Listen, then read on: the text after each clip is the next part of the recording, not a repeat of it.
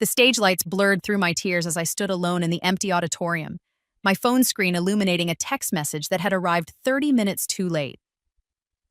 Sorry, sweetie, Madison's championship game went into overtime. We'll catch your next one. There would be no next one. I gripped the microphone stand harder, my knuckles white against the metal. The judges had already left. The other contestants had performed to packed audiences, proud parents filming every note, bouquets of roses waiting in the wings. I had sung my heart out to 3 people, my voice teacher, Mrs. Chen, the janitor, and a freshman who'd wandered in looking for the bathroom. This wasn't just any recital. This was the Regional Youth Vocal Competition Finals, the competition I'd been preparing for since I was 14. The one that could have earned me a full scholarship to Juilliard, the one I'd mentioned at dinner every single night for 6 months. But Madison had a volleyball game. My little sister always had a game, or a practice, or a team dinner, or a college scout watching, and somehow, every single time, my family forgot about me. I walked out of that auditorium knowing something they didn't know yet. I wouldn't survive the week. The drunk driver who would run the red light in 4 days didn't care about vocal competitions or volleyball games. He didn't care that I was only 17, or that I'd never gotten to hear whether I'd placed in the competition. He didn't care that my last memory of my family would be watching them pile into the SUV without me, Madison's volleyball bag taking up the seat where I should have been. But here's what they didn't know. I would get a second chance. And this time, I would never sing for them again. The morning I woke up as my 12-year-old self, I thought I was in hell. I recognized my childhood bedroom immediately, the pale purple walls I'd begged to repaint at 15, the collection of participation trophies from elementary school that I'd later throw away in a fit of bitter rage. The poster of Sarah Brightman that had inspired me to start voice lessons in the first place. My hands were smaller, my hair was longer. I'd kept it in a long braid before cutting it short at 16. And when I stumbled to the mirror, I saw a face I hadn't seen in years, round with baby fat, braces still on my teeth, eyes that hadn't yet learned what it felt like to be invisible in your own family. I was 12 again. The memories of my death were visceral and immediate, the screech of tires, the shattering of glass, the strange floating sensation of leaving my body and watching paramedics work frantically over my broken form, and then nothing, and then this. I sat on my bed, hyperventilating, trying to process the impossible reality. I had died at 17. I had lived an entire 5 years that now stretched ahead of me again. I knew everything that would happen, every disappointment, every forgotten recital, and missed awards ceremony. Every time I would come home excited to share good news, only to find my parents focused entirely on Madison's latest achievement. Madison, my little sister who wasn't even born yet in this timeline. No, wait. I heard a cry from down the hall. Mom was pregnant right now. Madison would be born in 2 months. The enormity of my situation crashed over me. I could change everything. I could prevent every moment of pain, every instance of neglect. I could make them see me this time. Or, and this thought came to me with crystal clarity, I could protect myself. I could build a life they couldn't touch. I could save myself the years of heartbreak. I could let them forget me on purpose. The next 5 years were a masterclass in strategic invisibility. I started small. When Mom asked if I wanted to join the church children's choir, I said no. When my elementary school music teacher suggested I audition for the district honor choir, I declined. I never sang in the house where anyone could hear me. I hummed sometimes quietly, but never performed. Don't you want to take voice lessons? Mom asked me once when I was 13, the same age I'd started in my previous life. Mrs. Chen says you have a beautiful voice from when she heard you in music class. Not really interested, I said, my heart breaking even as I lied.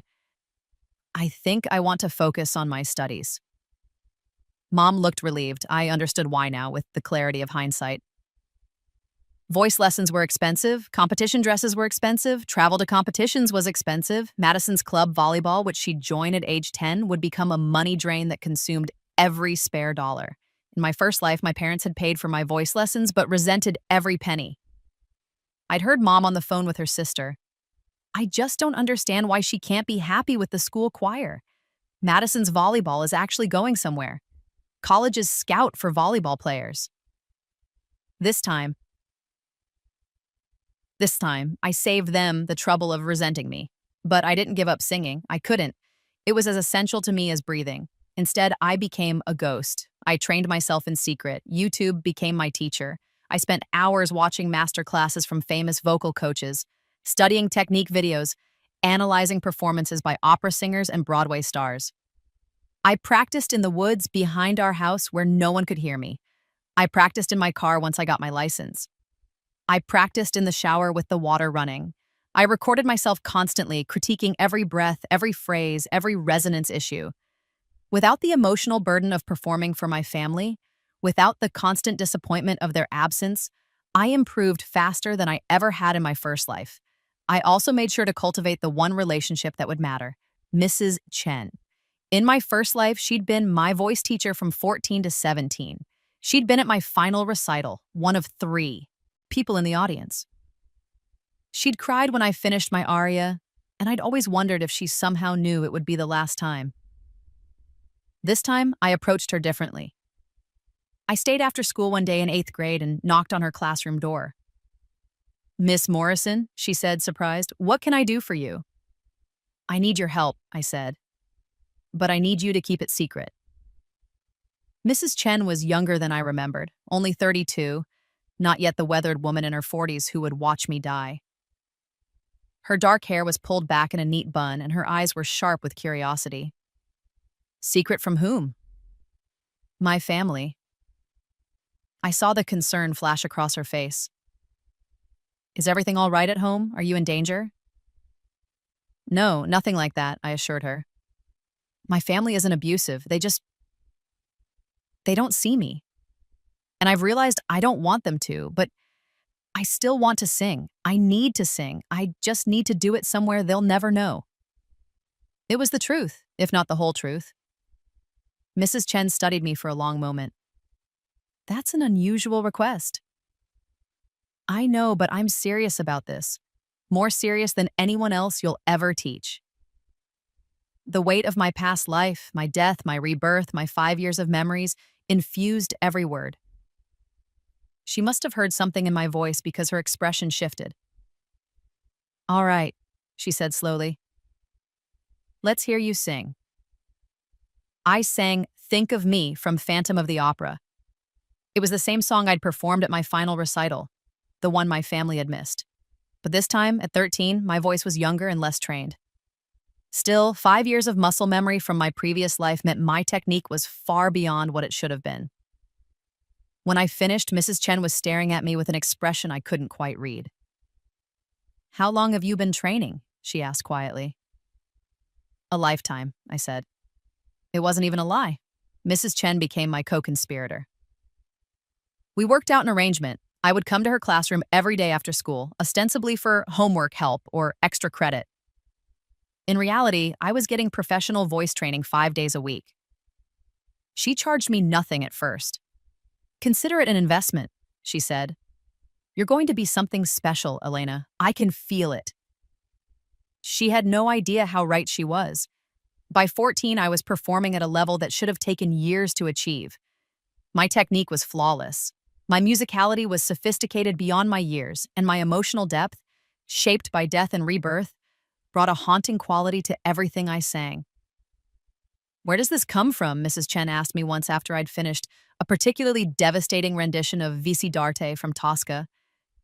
"This pain. You're too young to understand these emotions, but you feel them." "Everyone has pain, Mrs. Chen," I said quietly. "Mine just looks different than most people's." I started entering competitions under a pseudonym. Elena Morrison became Elena Marquez for performance purposes. Mrs. Chen helped me register, attended as my aunt, and we told no one at home. I won my first competition at 14, then another at 15. By 16, I had a reputation in regional opera circles as a mysterious young soprano who appeared out of nowhere and dominated every competition she entered. The scholarship offers started coming. Juilliard, Curtis Institute, Manhattan School of Music. Every prestigious music conservatory in the country wanted me, and my family had no idea. At home, I was the invisible daughter. Madison's volleyball career had exploded exactly as I remembered. She was a natural athlete, tall, coordinated, aggressive at the net. By 13, she was playing for an elite club team that traveled to tournaments every weekend. My parents' lives revolved around her schedule. Dad took on extra overtime to pay for her club fees, tournament travel, and private coaching. Mom quit her part-time job to drive Madison to practices and games. I watched it all with a strange detachment. In my first life, this had destroyed me. I'd begged for their attention, tried to make them care about my music the way they cared about Madison's volleyball. I'd convinced myself that if I just worked harder, sang better, won bigger competitions, they would finally see me. They never had. This time, I didn't try. I kept my grades up, straight A's, honor roll, nothing that would cause concern or warrant a parent-teacher conference. I had a part-time job at a local bookstore to pay for my own expenses. I was polite at dinner, asked appropriately interested questions about Madison's games, and never once mentioned my singing. "You're so easy," Mom said to me once when I was 15. She was stressed about Madison's tournament schedule and Dad's work conflicts. "I never have to worry about you. You just handle everything yourself." "Thanks, Mom," I said blandly. I thought I was easy because I'd learned to expect nothing. I'd learned that the only person I could rely on was myself. But she didn't need to know that. Madison, for her part, treated me like furniture. She wasn't cruel, she simply didn't think about me at all. I was the older sister who existed in the background, who didn't cause problems, who occasionally drove her to practice when Mom was busy. "Can you take me to the mall on Saturday?" she asked me once when she was 14 and I was 17. "Mom has to work and I need new shoes for the tournament." "I have plans," I said. She looked genuinely shocked. "Plans? What plans?" "I have a life, Madison." "Doing what? You never do anything." I smiled. Exactly. The truth was, I had a competition that Saturday. A national-level vocal competition in Boston with a $50,000 scholarship prize and guaranteed auditions with major opera companies. Mrs. Chen and I were driving up Friday night. Madison would never know. None of them would. The moment everything changed came 2 months before my 17th birthday. I was in the kitchen making dinner, another invisible task I'd taken on to keep the household running, when Madison came home from practice crying. "What's wrong?" Mom asked immediately, dropping everything to comfort her. "Coach says I'm not going to make the starting lineup for nationals," Madison sobbed. "She says my blocking needs work and Jenny is better right now." Mom pulled her into a hug. "Oh, sweetheart, that's not fair. You've worked so hard."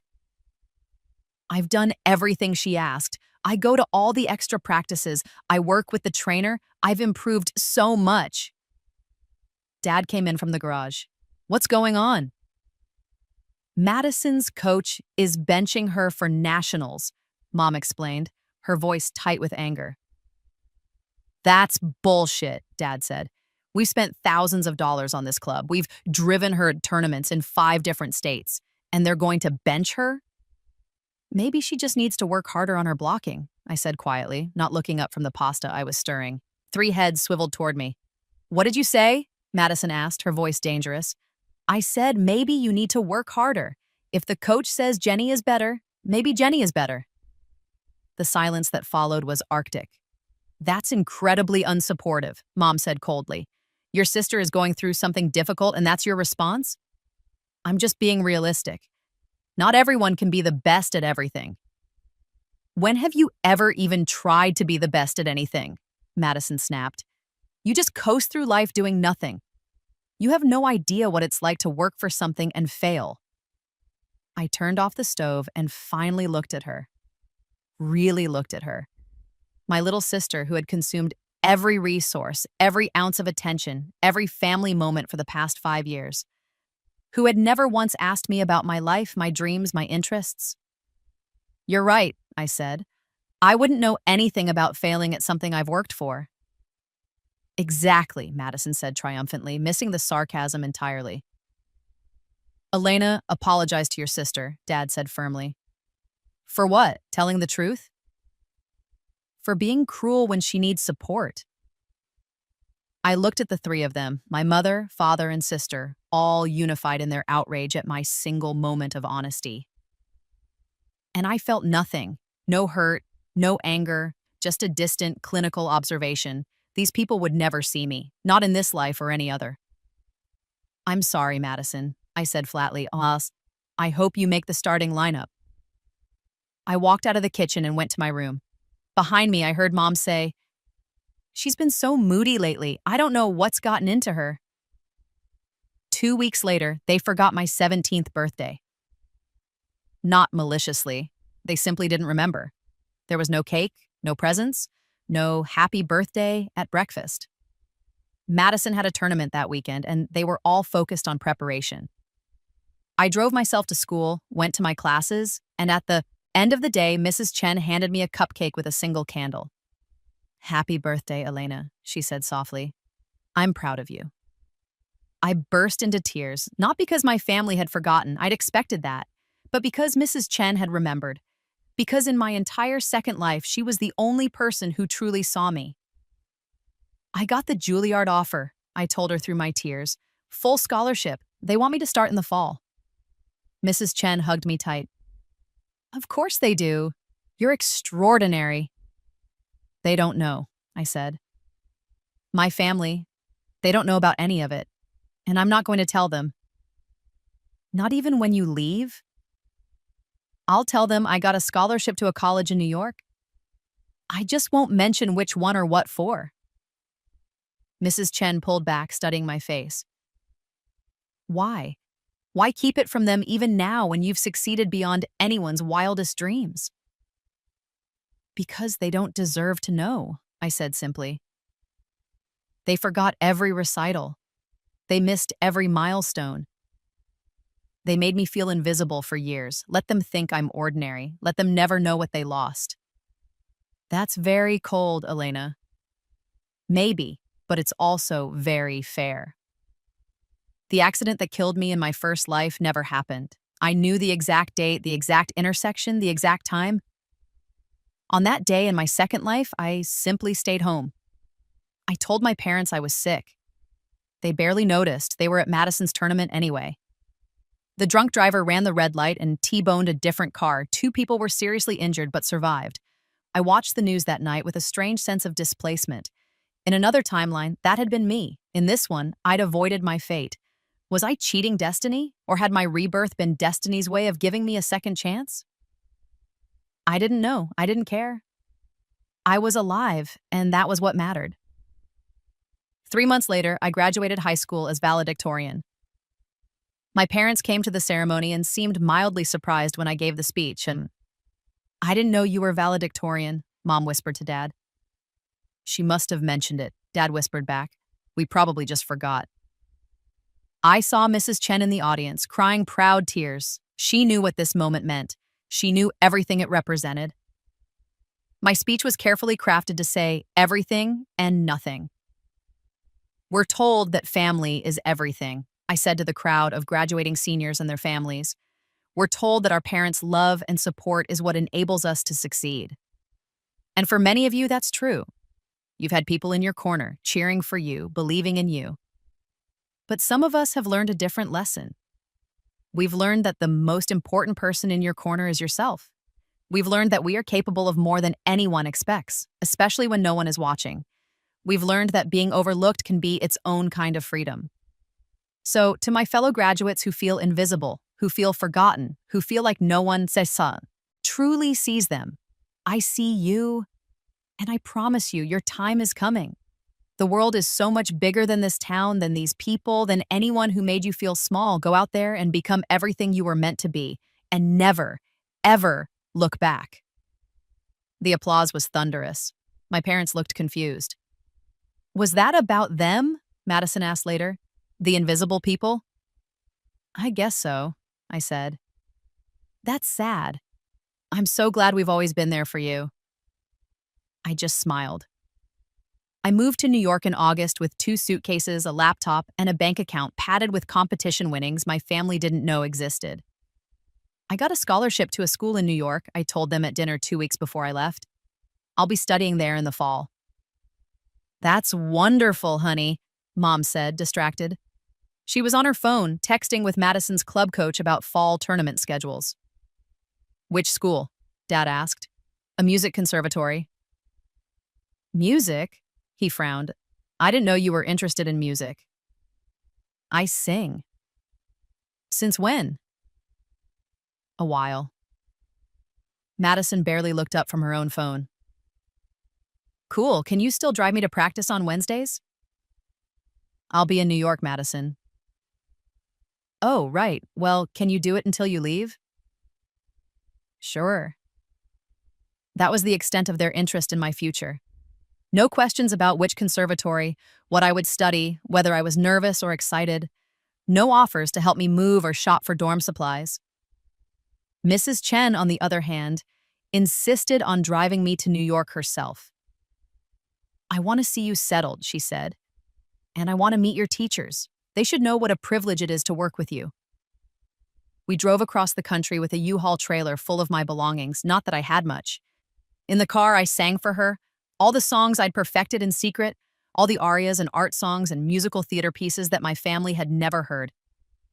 You know what breaks my heart? Ms. Chen said as we crossed into Pennsylvania. It's not that they didn't support you, it's that they never got to experience this. They never got to sit in an audience and watch you bring people to tears with your voice. They never got to feel proud of you. That was their choice, I said.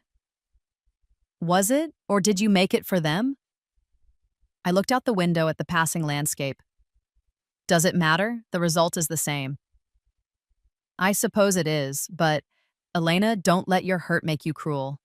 Don't let your resentment poison your gift. You're not singing to punish them. You're singing because you love it. Because you can't not sing. Remember that. I will.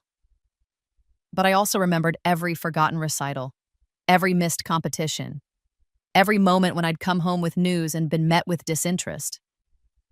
I remembered dying at 17, invisible and unloved. I remembered and I did not forgive. Juilliard was everything I'd dreamed and more. I was surrounded by talented musicians who understood obsession and dedication. My teachers pushed me harder than I'd ever been pushed. My peers were competitive but respectful. They recognized that my talent was real, earned through work and discipline. I thrived. By my second year, I was being cast in major roles in the school's opera productions. By my third year, agents were approaching me about representation. By my fourth year, I had contracts with 2 major opera houses for roles after graduation. I called home dutifully once a month. The conversations were always the same. How's school? Mom would ask. Good, busy. That's nice. Let me tell you about Madison's latest tournament. And she would launch into detailed descriptions of Madison's volleyball achievements. Madison was being recruited by Division I colleges now. Full-ride scholarship offers were coming in. She was being scouted by Olympic development programs. That's great, I would say at appropriate intervals. How's your music thing going? Dad would ask sometimes as an afterthought. Fine. Still enjoying it? Yes. Good, good. Well, we should let you go. I'm sure you have studying to do. They never asked what I was studying. They never asked what I was singing. They never asked if I was performing anywhere they could attend. And I never told them. The beginning of the end came during my senior year at Juilliard. I was cast as Mimi in La Bohème, one of the most coveted soprano roles in opera. It was Juilliard's major spring production held at the Peter J. Sharp Theater with a full orchestra and professional-level production values. The New York Times would be there. Opera News would be there. Scouts from major opera companies around the world would be there. It was, quite literally, the role that could launch my career. I didn't invite my family, but someone else did. Mrs. Chen had stayed in touch with me throughout college. She'd visited New York several times to watch me perform in smaller productions. She'd become more than a teacher. She'd become the mother figure I'd never really had, and she'd kept in touch with my parents. I didn't know this until 2 weeks before opening night when I got a call from Mom. Elena, why didn't you tell us you were in an opera? My blood ran cold. Hun, how did you know? Mrs. Chen called. She said you're starring in some major production at your school. She said it's a really big deal.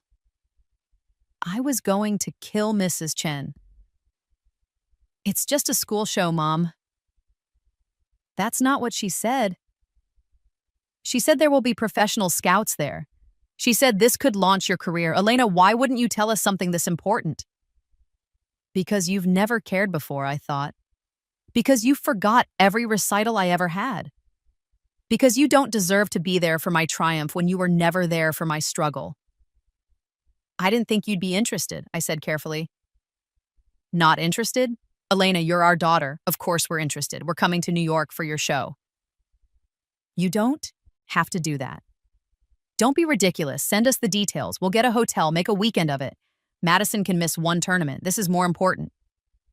I wanted to scream. I wanted to tell her that it was 6 years too late for them to suddenly care. That she didn't get to show up now and play proud parent when she'd missed every meaningful moment of my musical journey. But I didn't. I just said, fine, I'll send you the information. I hung up and immediately called Ms. Chen. How could you? I demanded. You had no right to tell them. Elena, I know you're angry, but angry? I'm furious. You know what they did to me. You know why I kept this from them. And you betrayed me. I didn't betray you. I'm trying to save you from a bitterness that will eat you alive. Mrs. Chen's voice was firm. You've accomplished something extraordinary. You've become one of the most promising young sopranos in the country entirely on your own. That's your victory. Nothing they do or don't do can take that away from you. But if you don't let them be part of this moment, you'll regret it. Not because they deserve it, but because you deserve to be the bigger person. You deserve to show them what they missed. You deserve to let them feel the full weight of their neglect when they see what you've become. I don't want them there. Yes, you do. You want them to see, you want them to know, you want them to understand exactly what they overlooked. And Elena, this is your chance to show them. She was right, damn her. She was absolutely right. The night of the opening performance, I was a wreck. I'd performed in dozens of competitions and productions, but this felt different. My family was in the audience. After 6 years of deliberately hiding my talent, I was about to reveal everything. I applied my stage makeup with shaking hands. My castmates noticed. You okay? Asked David, who was playing Rodolfo opposite my Mimi. You seem nervous. My family is here, I said. That's great. First time seeing you perform? In this life, yes.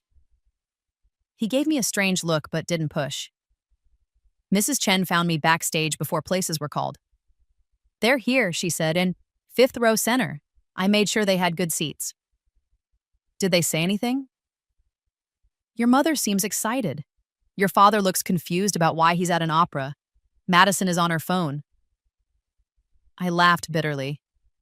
Of course she is. Elena. Mrs. Chen took my hands. Forget they're out there. Sing for yourself. Sing for Mimi. Sing for every forgotten girl who was told she didn't matter. But don't sing for revenge. Sing for love. That's what Mimi is about. Love that transcends poverty, illness, even death. I died once, I said quietly. Did I ever tell you that? In another life, I died at 17. I never got to sing Mimi. I never got to have any of this. Mrs. Chen's eyes had widened. Elena. This is my second chance. And I won't waste a single moment of it worrying about people who never saw me the first time around. I kissed her cheek and headed for the stage. The lights came up on Act 1, and I became Mimi. For those who don't know the opera, La Bohème tells the story of a group of struggling artists in Paris and the doomed love between the poet Rodolfo and the seamstress Mimi. It's beautiful and tragic and utterly heartbreaking. Mimi's entrance comes midway through Act 1. She knocks on Rodolfo's door, her candle blown out, asking for a light. It's a simple moment that becomes the catalyst for their entire romance. When I sang Mi chiamano Mimi, they call me Mimi, I poured everything into it.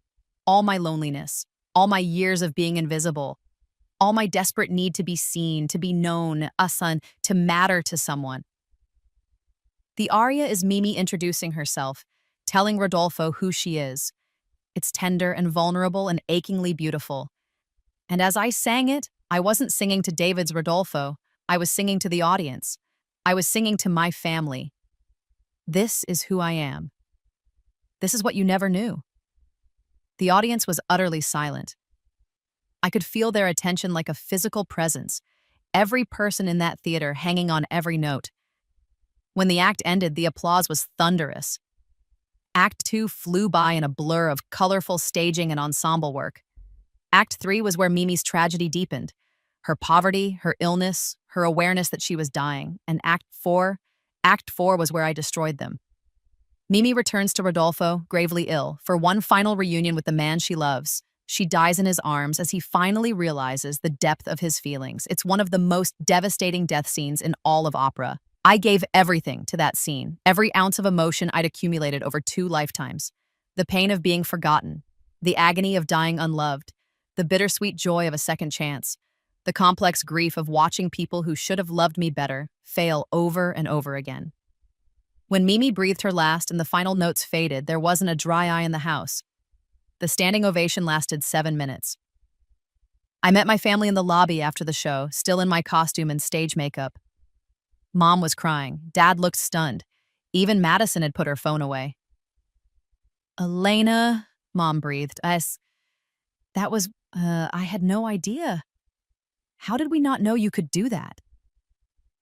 I've been doing it for 6 years, I said calmly.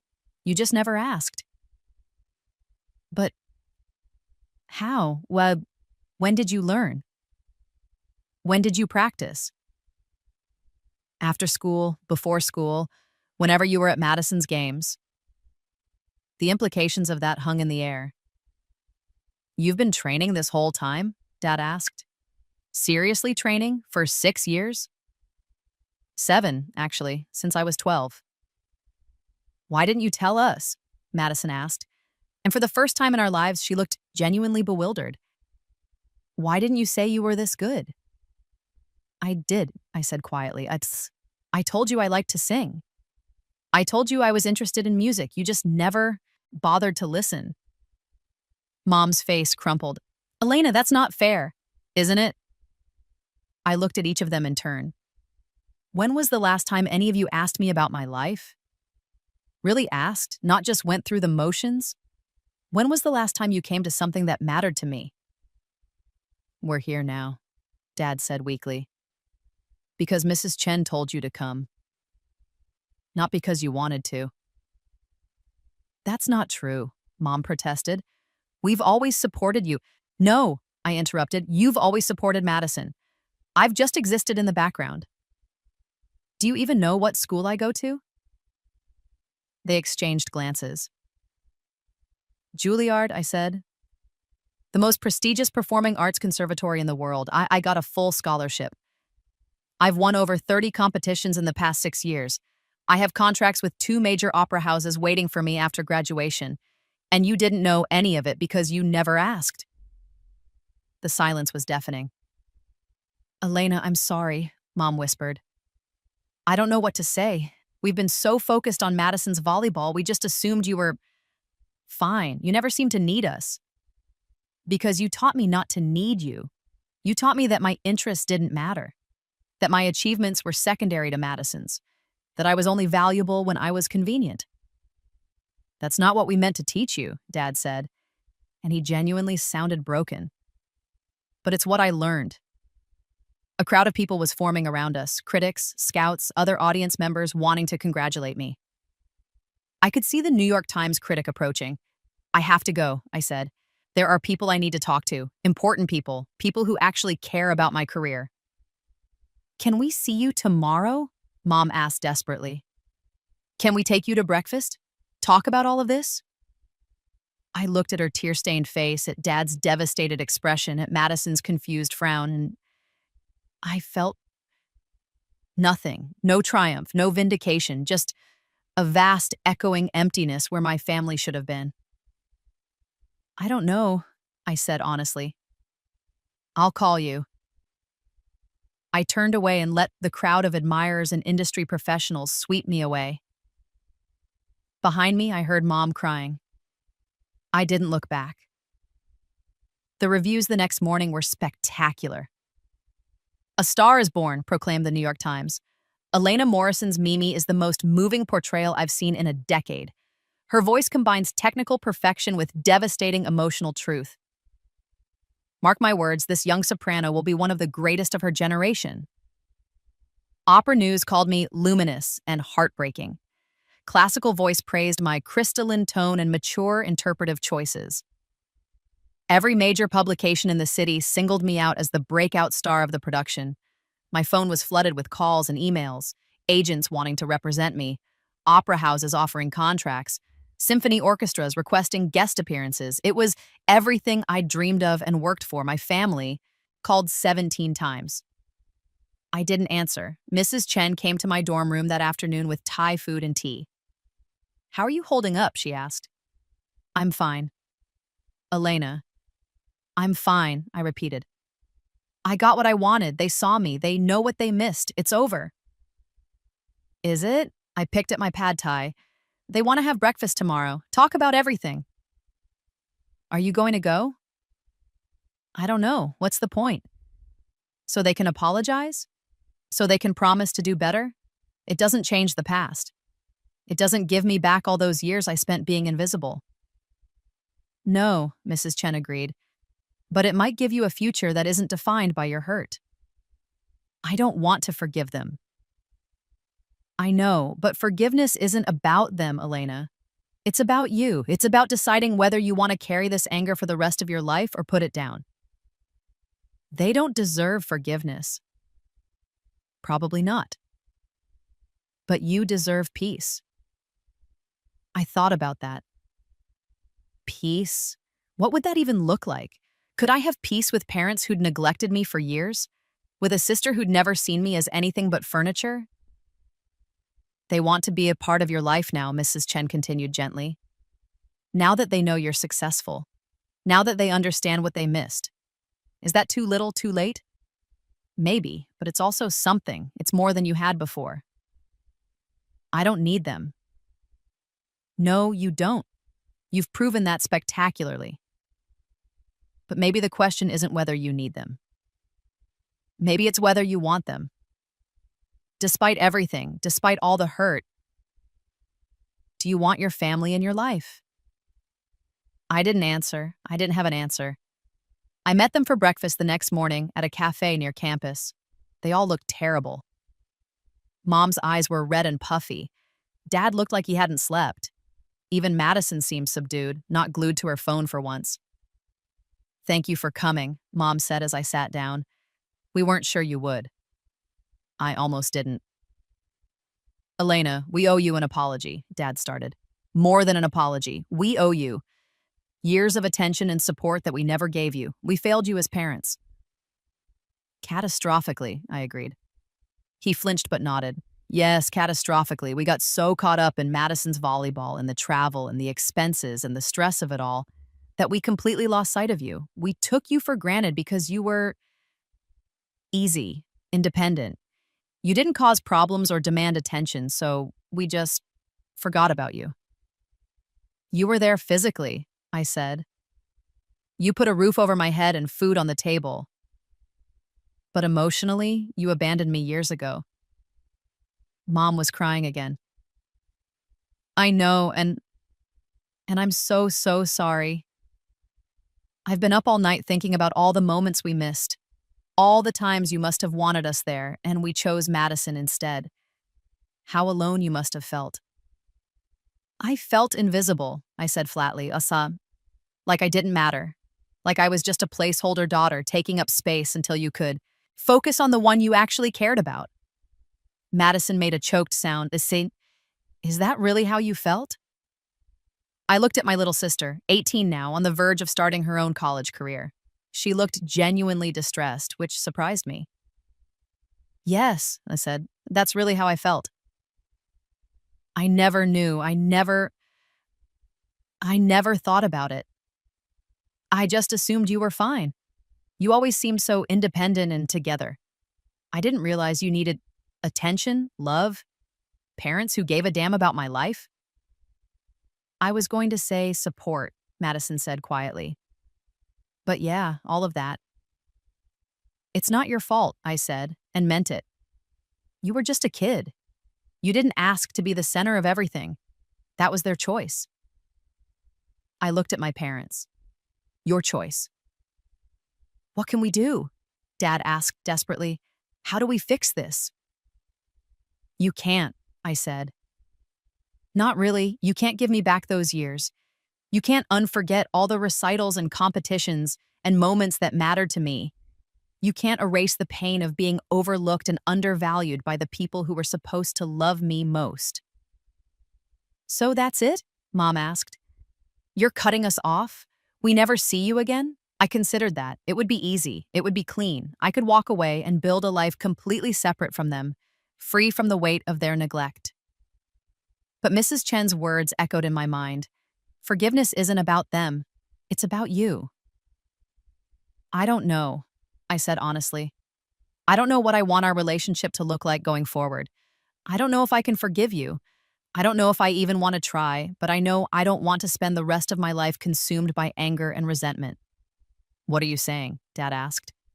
I'm saying maybe we can try, maybe. But it has to be different. You have to be different. You have to actually show up for me, not because I'm successful now, but because I'm your daughter. You have to ask about my life and actually listen to the answers. You have to treat me like I matter. You do matter, Mom said fervently. You've always mattered. We just did a terrible job of showing it. Then show it now. Show it going forward. Prove to me that you actually want to be in my life for the right reasons. We will, Dad promised. Whatever it takes. We'll be there. We'll do better.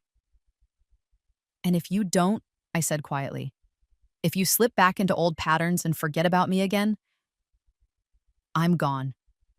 For good. No second chances, no guilt trips. I'll walk away and never look back. Understood? They all nodded. Understood, Mom whispered. The next 3 years were complicated. My parents tried. I had to give them that. They really, genuinely tried. They came to every performance they could manage. They asked about my career. They called regularly to check in. They made an effort to be present and engaged in my life.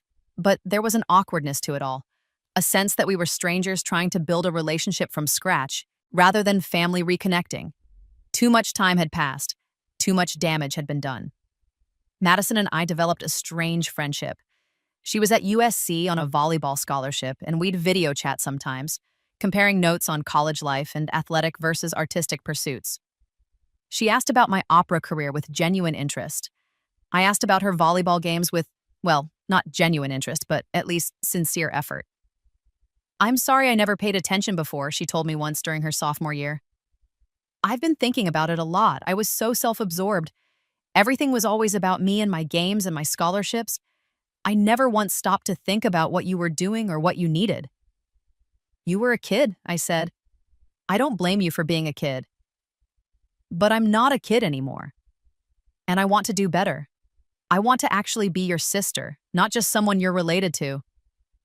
I'd like that, I said, and was surprised to find I meant it. Mrs. Chen remained my truest family. She came to my graduation from Juilliard. She came to my professional debut at the Metropolitan Opera. She cried at every performance, and I always found her in the audience first. I'm so proud of you, she'd say every time. You did this all by yourself. Not by myself, I'd correct her. You were there. You saw me when no one else did. It was my privilege, she'd say. My career exploded. By 25, I was singing leading roles at major opera houses around the world. La Scala, Covent Garden, the Paris Opera, the Met. My voice was praised as one of the finest of my generation, technically flawless, emotionally devastating, capable of both power and delicacy. Audiences loved me, critics adored me, and I loved singing more than ever because I was finally doing it for the right reasons, not to prove anything to anyone, not for recognition or validation, but simply because I loved it. The true resolution came when I was 27. I was preparing for a major role debut, Violetta in La Traviata at the Met. It's one of the most demanding soprano roles in the repertoire, both vocally and dramatically. The character is a courtesan dying of tuberculosis who falls in love and sacrifices everything for that love. Opening night, I stood backstage preparing to go on when I got a text from Mrs. Chen. Your family is here. Front row. They wouldn't miss this for anything. Break a leg, my dear one. I peeked through the curtain and saw them. Mom, Dad, Madison. But also, and this surprised me, Madison's boyfriend, her college coach who'd made a special trip, even one of her old high school teammates. Who are all those people with your family? My dresser asked. Madison's volleyball people, I said, bemused. They came to watch you? Apparently. After the show, which was a triumph, 5 curtain calls and a standing ovation, Madison found me backstage. Hey, she said. That was incredible. Like, seriously, I cried through the whole second half. Thanks. So I brought some people I wanted you to meet. She gestured to the cluster of volleyball folks standing awkwardly nearby. My coach, my boyfriend, some teammates. I've been telling them about my opera singer sister for months, and they wanted to see you perform. I stared at her. You've been talking about me? To volleyball people? Well, yeah, you're kind of a big deal, Elena. I'm proud of you. I know I wasn't there for a long time. But I'm here now, and I brought reinforcements. She grinned. I figured if I had to sit through years of family members watching my games, you deserved the same energy. Something in my chest cracked open. Not forgiveness exactly, not absolution for all the years of neglect, but a beginning.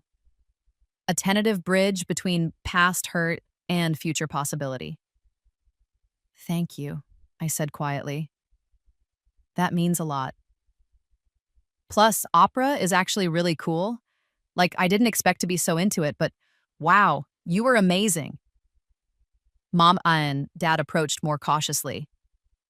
Elena, Mom said, every time I watch you sing, I'm reminded of what we almost missed. What we did miss for so many years. Don't, I said. Don't make tonight about guilt. Just be here, be present, that's enough. We are, Dad said. We will be. Always. I wanted to believe them. Part of me, the part that had died at 17 and been reborn with a second chance, was still wary, still protected behind walls built from years of disappointment. But another part of me, the part that had spent the last 7 years proving I didn't need them while secretly wishing I did, that part was willing to try. Okay, I said. Okay.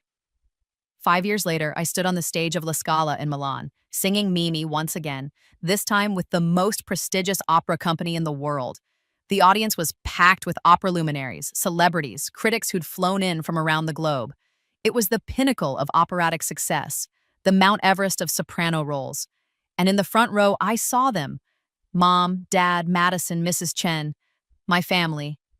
Imperfect, complicated, but there. When I sang Mimi's death scene, I didn't think about my own death in my first life. I didn't think about the years of neglect or the competitions they'd missed or the recitals they'd forgotten.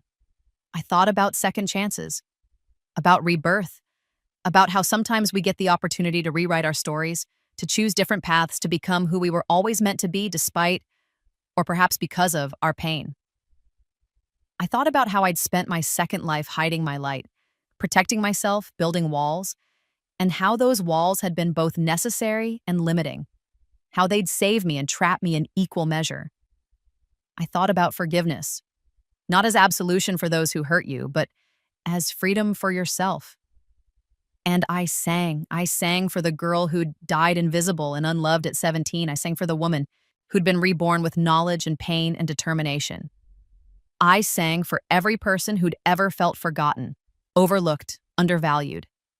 I sang for the family I'd lost and the family I'd found, and most of all, I sang for myself, for the pure, transcendent joy of creating beauty in a world that had once seemed so dark. The final notes faded. Mimi died in Rodolfo's arms. The conductor held the silence for a long, breathless moment, and then the audience erupted. Backstage afterward, clutching flowers and drowning in congratulations, I found Mrs. Chen first. Thank you, I said, hugging her tight, for everything, for seeing me, for saving me. You saved yourself, dear one, she said. I just gave you a place to practice. My parents approached tentatively, still uncertain of their welcome even after all these years. But I pulled them into the hug too, and Madison, my whole messy, imperfect, trying their best family. I'm glad you came, I said. We'll always come, Mom promised. Always. And here's the thing, I believed her. Not because they'd earned absolute trust, not because all was forgiven and forgotten, but because I'd learned that people can grow, can change, can become better versions of themselves if given the chance, just as I had. They say you can't go home again, that the past is unchangeable, that childhood wounds define us forever. But I'd died and been reborn. I'd lived 2 lifetimes. I'd been forgotten and then seen, invisible and then celebrated.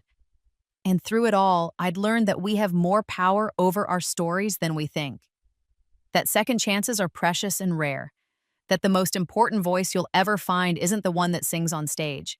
It's the one that speaks in your heart, telling you what you're worth, what you deserve, who you are. My family forgot my voice recital for Madison's volleyball game. After Rebirth, they never heard me sing again, until I chose to let them.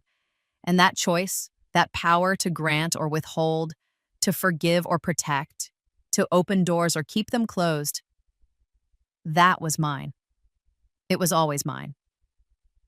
And that was the sweetest revenge of all, discovering that I didn't need revenge. I just needed to become fully, completely, undeniably myself. Everything else followed.